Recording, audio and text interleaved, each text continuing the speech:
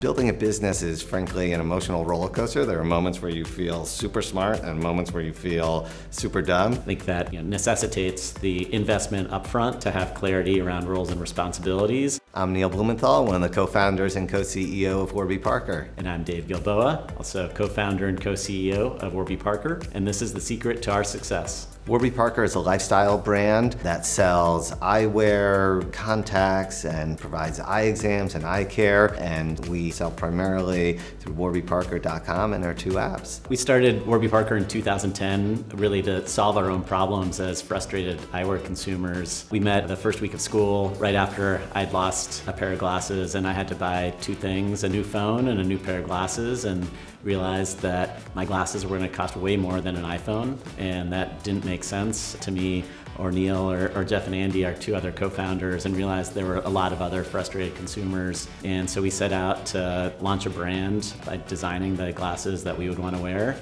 and selling them direct to consumers, initially online, enabling us to cut out all the middlemen and all the unnecessary markups and pass those savings back on to our customers. Just as we thought it was outrageous that glasses were so expensive, we thought that it was equally outrageous that there were people around the world that didn't have access to glasses, right? A technology that's 800 years old should be widely available to everybody. And we know that glasses play such an important role in enabling people to learn in the classroom or to succeed at work. In business school, we had the opportunity to engage with professors who were experts in a variety of fields. And we went to one of our professors who was a pricing expert. And initially we walked into his office and said, we have this great idea. We want to sell glasses that normally cost $400 or $500 and sell them for $45. And before he looked at a single slide, he didn't know anything about glasses. He said, that's impossible, this will never work. People are never gonna believe that you're offering the same quality for 1/10 of the price. You need to reconsider this. And so then we engaged in a pretty sophisticated conjoint survey with a lot of potential consumers, and we found that the willingness to purchase actually increased as the price point increased until we hit $100, and then it dropped off a cliff. And so I think there's a psychological barrier around that $100 price point. And if we really wanted to maximize, we could have offered our glasses for $99.99, but that really felt like a discount product, and we wanted to connote the fact that we were offering something special and unique, and so landed on $95, and that's still the price point that the majority of our prescription glasses are sold for today. We would ask all of our friends for feedback, and of course they loved the idea that you could buy $400 glasses for $95,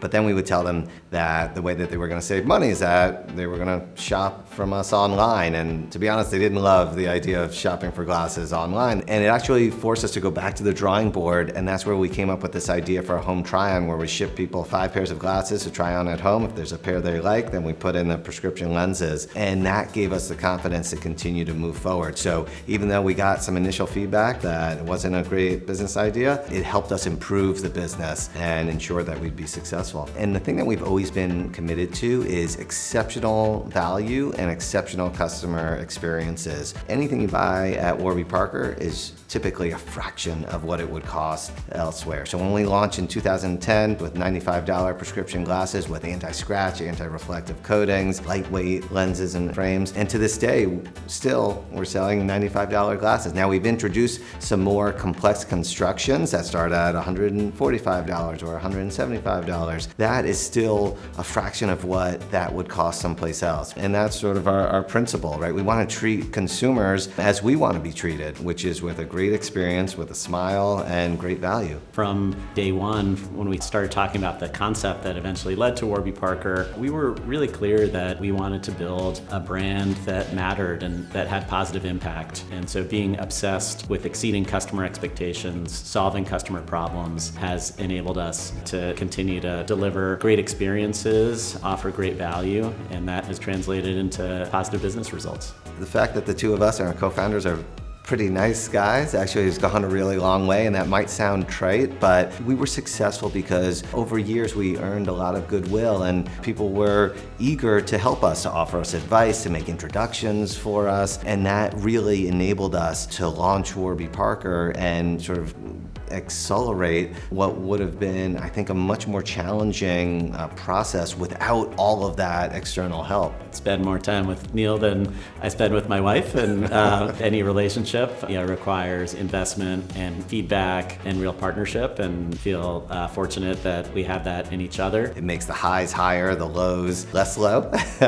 But to be honest, we spend a lot of time sort of investing in that working relationship. We know what each other are going to think. We also assume positive intent. If one of us has an idea or one of us makes a mistake, we don't beat each other up about it. We talk about it, and it's really helped us sort of build Warby Parker, and we think that it's an amazing gift that we've had to be able to go through this journey together. We're now 14 years into our journey, but really feel like we're just getting started. We now have 250 stores across the US and Canada. Over the next few years, you'll see us open hundreds of additional stores, and we'll continue to introduce innovative, leading technology, and in general are really just excited to continue to make it easier for our customers to see. From day one, we've been providing a pair of glasses for every pair that we sold, and we've now provided over 15 million pairs of glasses to people in need around the world and here in the US.